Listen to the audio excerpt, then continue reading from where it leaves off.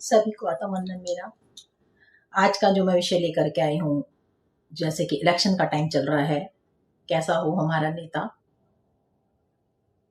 क्यों हो वो नेता, इसके बारे में बताना चाहती हूँ कि नेता के लिए वोट तो सभी कर रहे हैं।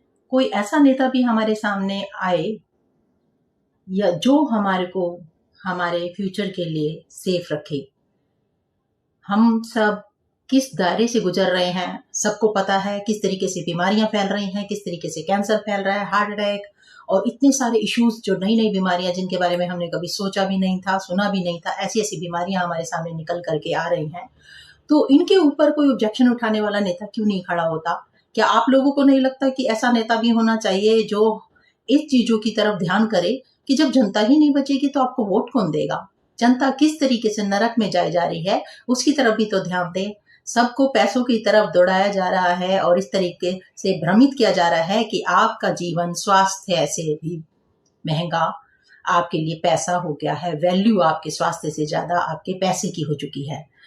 तो आपका स्वास्थ्य होगा तभी तो आप उस पैसे का लाभ उठा सकेंगे। तो क्यों नहीं आप ऐसे नेता के लिए भी फरमाइश रखते कि ऐसा नेता भी हमारे सामने होना चाहिए जो इन चीजों के लिए 100% दे कि यह खाना आपके लिए बिल्कुल 100% है, यह अनाज बिल्कुल 100% है।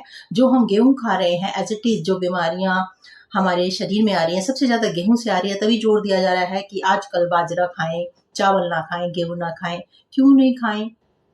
हर कोई तो ऐसा नहीं सोच सकता ना, कर सकता ना।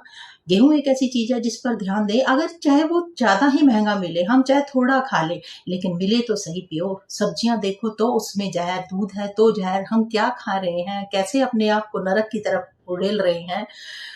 बस जब बीमार होते हैं डॉक्टर के पास चले जाते हैं। इतना दिमाग सोचने के लिए रखा ही नहीं है कि पैसा कमाने के लिए इतना घुसा दिया है दिमाग को कि आदमी सोच सके कि हमारा जीवन जो है हमारे शरीर से चलेगा, और शरीर चलेगा तो वो पैसा भी तभी काम आएगा।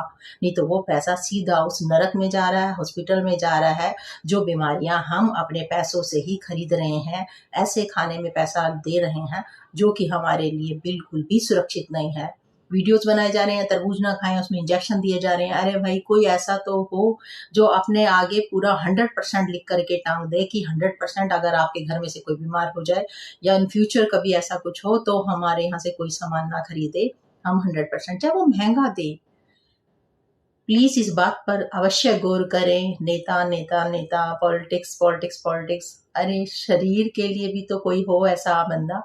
जैसे कि इतने अच्छे अच्छे हमारे नेता खड़े हुए हैं जो हमारे देश को इतना ऊंचाई पर ले जा रहे हैं, हमारे धर्म को इतना ऊंचा उठा रहे हैं। तो अब मनुष्य के ऊपर भी ये आता है कि मनुष्य का भी ध्यान रखा जाए। मानव ही मानव को खा रहा है, क्यों खा रहा है, ऐसा कोई क्वेश्चन उठाने वाला आए। आशा करती हूँ कि लोगों तक यह बात पहुंचेगी तो अवश्य इस पर विचार करेंगे। Thank you.